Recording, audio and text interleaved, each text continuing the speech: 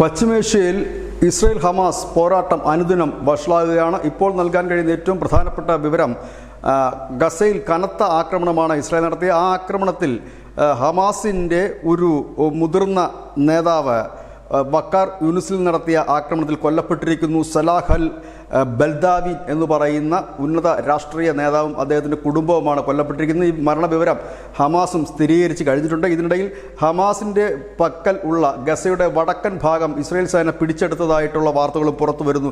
ഇന്നലെ തന്നെ കരസേനയെ കയറ്റിക്കൊണ്ടുള്ള ഒരു യുദ്ധം തന്നെ ഇസ്രയേൽ ഇന്നലെ ആരംഭിച്ചിരുന്നു. ശക്തമായ ഒരു യുദ്ധം എന്ന് തന്നെ പറയേണ്ടി വരും. ആദ്യ സമയങ്ങളിലൊക്കെ ഫൈറ്റർ ജെറ്റുകൾ വഴി ബോംബുകളും മറ്റും വർഷിക്കുകയായിരുന്നെങ്കിൽ ഇപ്പോഴങ്ങനെയല്ല. കരസേന തന്നെയാണ് ഇപ്പോൾ യുദ്ധത്തിൻ്റെ നെടുനായകത്വം വഹിച്ചുകൊണ്ട് മുൻപോട്ട് പോകുന്നത്. ഇവിടെയാണ് അവരുടെ ഉന്നത രാഷ്ട്രീയ നേതാവായ സലാഹ് അൽ ബർദാവിൻ കൊല്ലപ്പെട്ടിരിക്കുന്നത്. അദ്ദേഹത്തിൻ്റെ കുടുംബം ഉൾപ്പെടെയാണ് കൊല്ലപ്പെട്ടിരിക്കുന്നത്. ഏതായാലും ശക്തമായ ആക്രമണം. ഇതിനോടൊപ്പം തന്നെ ലെബനിലും ചിലയിടങ്ങളിലൊക്കെ ഇസ്രയേൽ വ്യോമാക്രമണം നടത്തിയതായിട്ടാണ് വാർത്ത പുറത്തു വരുന്നത്.